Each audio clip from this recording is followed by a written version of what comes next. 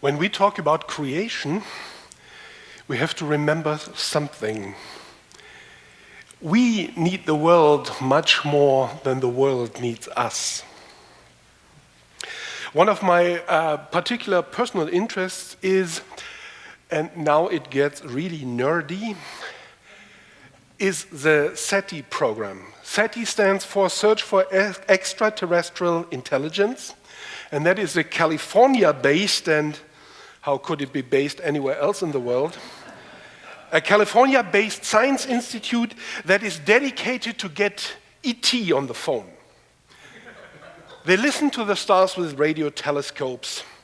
And I know at first that sounds a bit like tinfoil hat kind of guys, but this search for extraterrestrial intelligence originated at a lunch conversation at Los Alamos National Laboratory. And one day a couple of scientists speculated about the possible abundance of alien civilizations.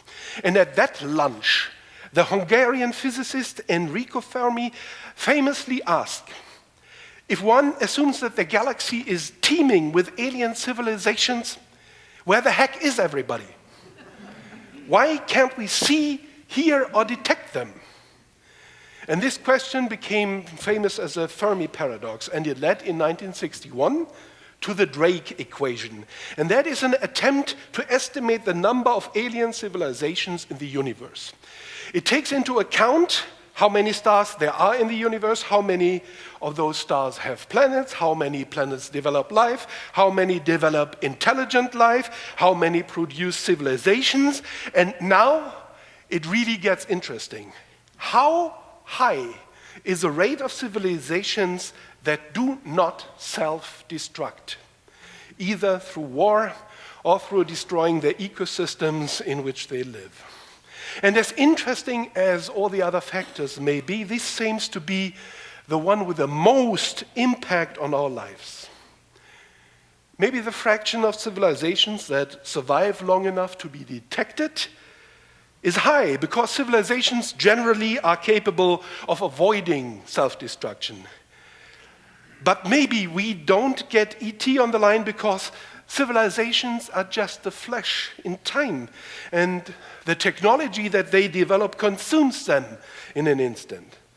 And seen from a cosmic perspective, the time from the Industrial Revolution that enabled us to develop technology until today is just the blink of an eye on the time scale of creation. I'm not worried about life itself. Even an all-out nuclear war would have survivors to carry the spark of life into the future. They just wouldn't be human. Also, if global warming is not a Chinese hoax and 98% of all scientists believe it's real, life itself will adapt. Humans might vanish from the crust, but then something else will take the place that humans will vacate, just as mammals filled the niche in the concert of life that was left when the dinosaurs were extinct. God declared creation to be good, and creation will continue. The question is, do humans have a future on the earth? God has enabled and established a particular and special relationship with humans. Humans are aware of God's existence and God's activity in the world. God has made an everlasting covenant that God will always be our God. But God has also endowed us with free will. God created us to love one another and to live in harmony with the rest of creation. But to put that love that defines our humanity into practice, that is our job. We will never lose God's love because of what we do or what we neglect to do. But God created a world in which the choices we make have consequences. And God endowed us with brains, the strength, and the capability to turn this planet into something that comes close to the Garden of Eden. Of course, we can't get back into paradise, but feeding every soul on earth, dispensing justice and maintaining peace are aspirations that are firmly within the grasp of humankind.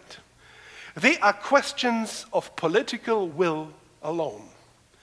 We can do it, but do we want to do it? And a look back in history at someone who didn't want to face the consequences of his choices might be helpful.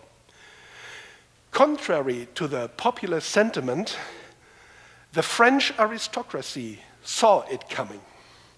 King Louis XV knew what was wrong with feudal France, and he saw the harbingers of revolution brewing on the horizon. He knew that if he didn't change France, some kind of revolution would eventually sweep his kingdom away. But he was unwilling to do anything, and he famously coined the phrase, "Après moi, le déluge," after me, the flood. What do I care what happens to France when I'm gone? And for Louis XV, it worked. He was indeed gone when the pitchforks came out and the revolution massacred aristocrats by the thousand and chopped off the head of his successor. It would be sad if the whole of humankind would follow the example of Louis XV in his most despicable sentiment. What do we care what happens to creation when we're gone? God's eternal law decrees that we care. We are called to love God, and we are called to love our neighbors, and we are called to love creation. God gave this world to us, but having dominion over the earth does not mean we can plunder creation as if there was no tomorrow. God has already declared that tomorrow will come. And we as stewards of the earth are responsible how tomorrow will come. And that responsibility is scary, but Isaiah's vision calls on us to not be afraid.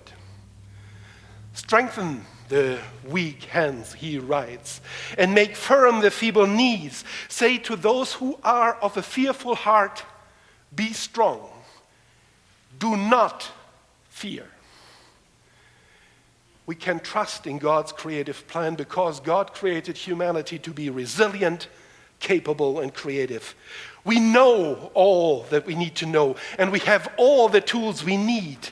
When we put our trust in God's guidance and not in human sentiment, and when we kick the French aristocrats among us in their high-born bottoms and make them move, God's creative imagination will show us the way. God is with us always. And God will give us the power to pick up our crosses and follow Christ right through the middle of the valley of the shadow of death into the future where God's kingdom reigns on earth as it reigns in heaven. Deep in my heart, I'm an optimist. I do not believe that E.T. self-destructed. I think that he and his comrades eventually got their act together. They made peace with one another and with their environments. And they're still out there for us to find them. We just have to keep looking and not give up. Never, ever. Amen.